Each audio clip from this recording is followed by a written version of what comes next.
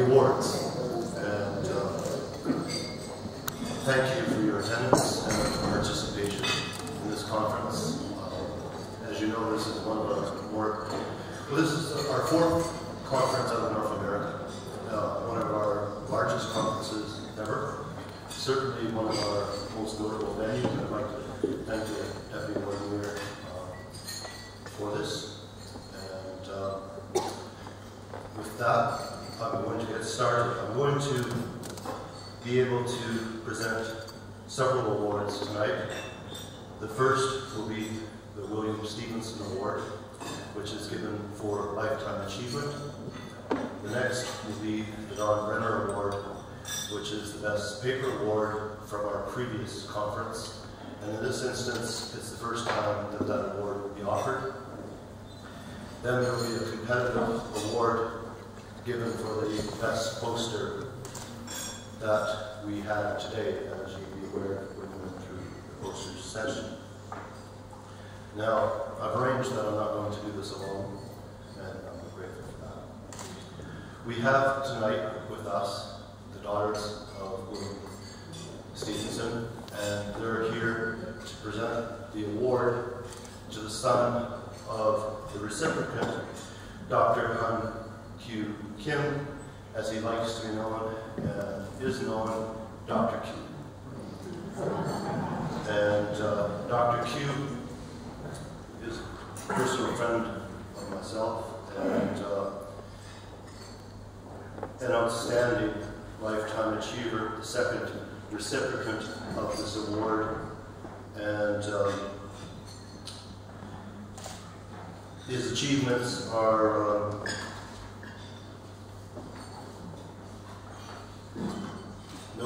notable. I've got the journal that he founded in Korea, the Journal of Human Subjectivity. He's produced over 200 papers. He's contributed to scholarship for some 30 years.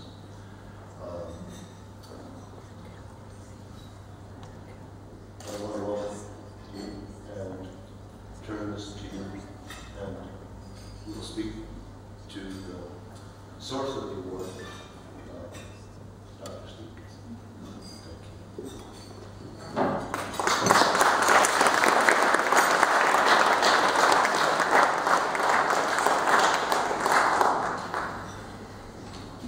Thank you all so very much. It's very, very exciting for me to be here. I created a talk briefly this morning, and it just doesn't meet all of you on this wonderful, wonderful city and place, and I'm very much in awe of what you have here in Birmingham.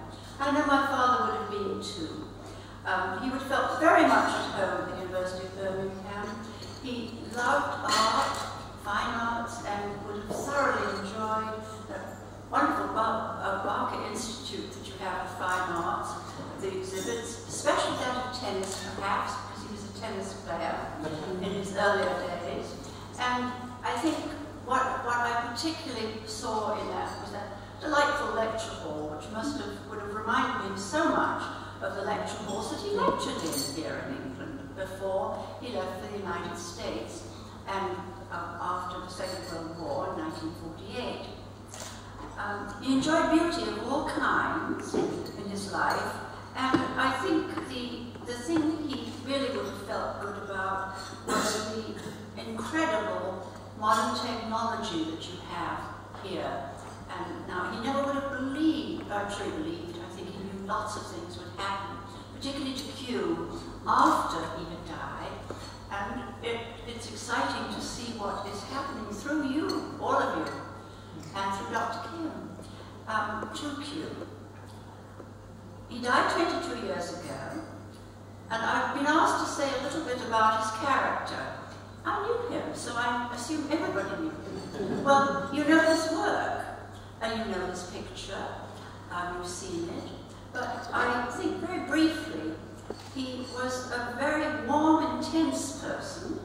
He was 5 feet 8 inches tall physically, a redhead, which in his earlier life and with youth, he was called Red Stevie, because he had such a red face, and he was known as Red Stevie. There's a another story about that, but I'm not going to tell you.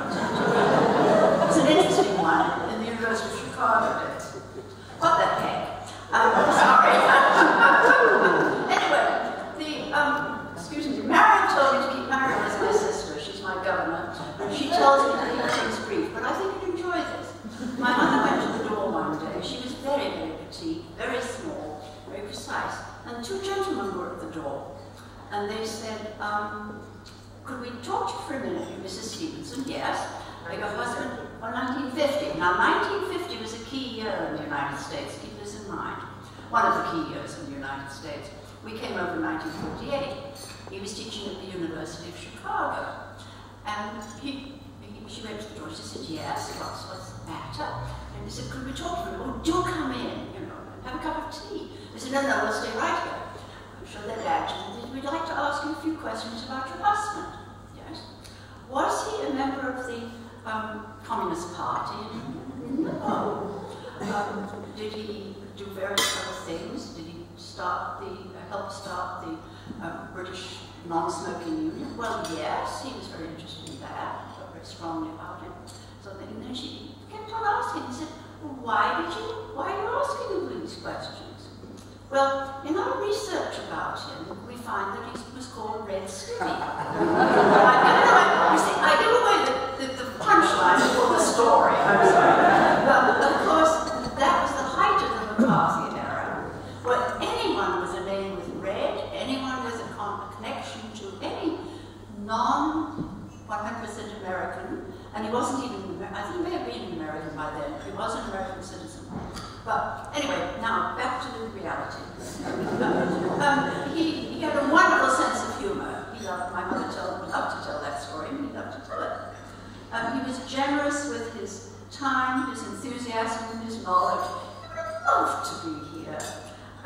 And his support. He was also very honest with his criticism. And some of you have seen this honesty, which was at times a little difficult to sit with, but he also meant it very constructively. So that if someone said something that didn't follow the lines of what he perceived at the time cue to me, he would tell them that. He wouldn't say later on, you know, I'm sorry, but I want to tell you. He said, look here, that's not right. You know, and then he proceeded to say, well, I got it right, and it was a wonderful thing. He was a loyal and loving husband and father. He moved to the United States in 1948 because he believed his work and Kew had much greater opportunities there in the United States. I am an American citizen also now, but my mother never became one. My father didn't want her to because she was always his little bit of England, which I thought was rather wonderful. He really debated becoming an American citizen, but he needed to for his job and for his work. He also believed there was greater opportunity for his children, which was true at the time. We never could, as his children in 1948, 1950, we never could have expected to be able to do what you young people are doing now. It's just been, he would be thrilled indeed to be here and to see these beautiful faces and wonderful people all gung-ho for Kew. At home, he loved to garden. He liked to garden little things, but he also believed that he had a sort of a capability brown kind of estate, of land, so he would plant trees and bushes and things. It was a very lovely area, very natural, but not quite capability brown. He enjoyed the theatre and musical events. He was usually in his study when he wasn't out in the garden or lecturing, surrounded by books, most of which he had read, and I mean surrounded by books. There were sort of double layers of them around all over the house. And he loved books. In fact, after he died, we found receipts from Blackwell's in Oxford, books that he had ordered but hadn't come yet. He reminded my mother periodically it was time to get some food for us to eat. Dinner parties around the dining room table were not quite the interchange we have here, but he held court. And he would talk, and he would explain all his theories and all the rest of it, no matter how often he tried not to have that happen. But my mother would periodically say, well, it's time for something. He said, oh, of course, but